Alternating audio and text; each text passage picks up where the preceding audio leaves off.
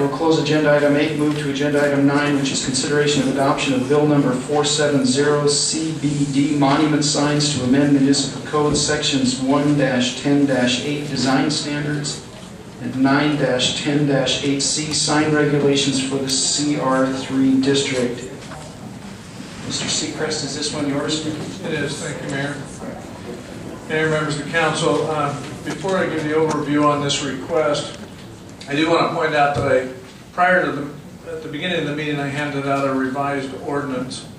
And I just want to briefly explain. There's a minor change in it. As I was reviewing the materials for council meeting, I discovered that there was a sentence left out. An important sentence. If you turn to page 4 of that revised ordinance, second paragraph, where it reads, signs must be monument and less than 48 inches in height with a copy face not to exceed 20 square feet. That sentence doesn't appear in the draft that got uploaded to council, but that's exactly what the design standards for the downtown central business district says currently. And thus we're going to amend that.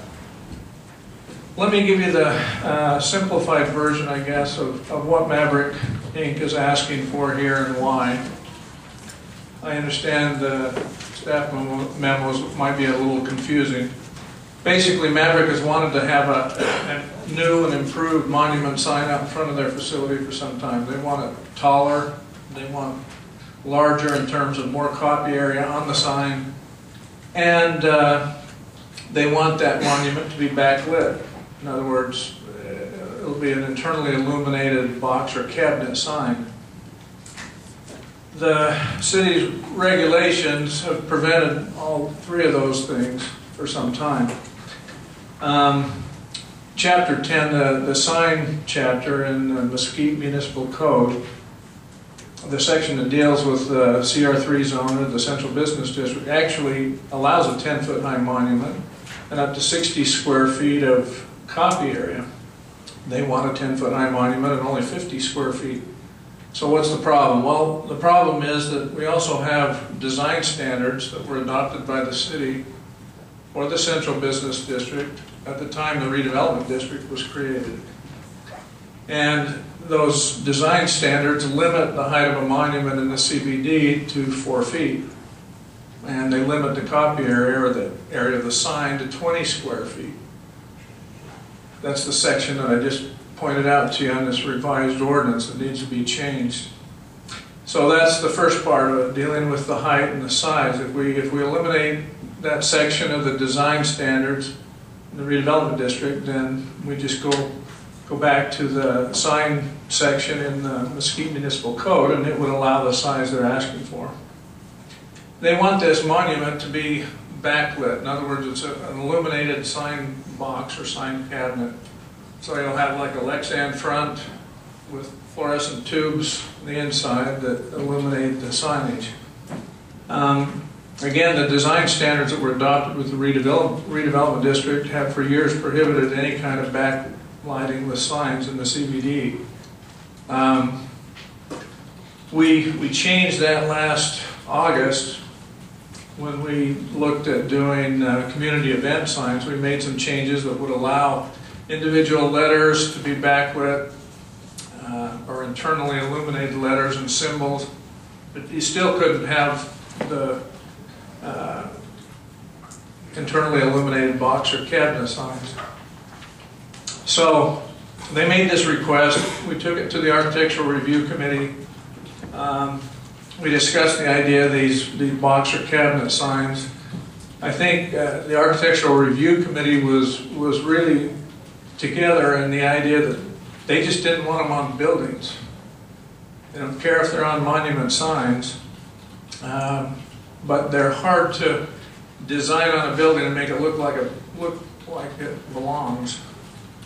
It always looks like it's tacked on afterwards, much brighter than everything else. Usually not the same materials and colors as the original building.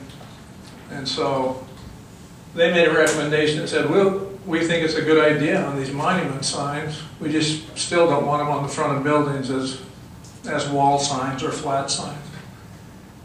So you have kind of a double recommendation in this draft ordinance. Chapter 10 in the sign chapter, we say that you can have an illuminated box or cabinet sign on a monument, but you can't have it on the face of the building.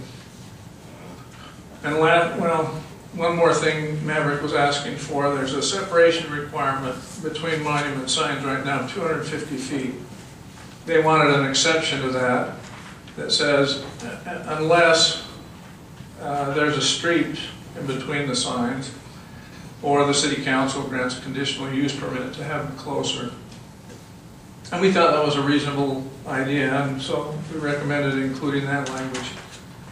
The other thing they suggested was in the design standards, they thought the monuments ought to reflect the character of the building in terms of color, materials, and so we added a language in the design standards that does that.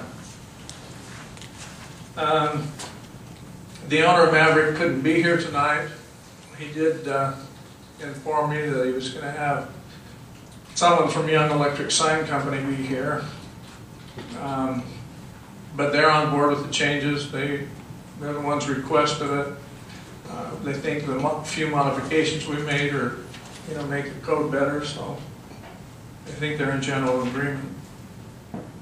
And with that, I recommend the City Council, acting as a redevelopment agency board, open the public hearing for comment and adopt Bill 470 as ordinance 470. Thank you, Mr. Seacrest. We'll go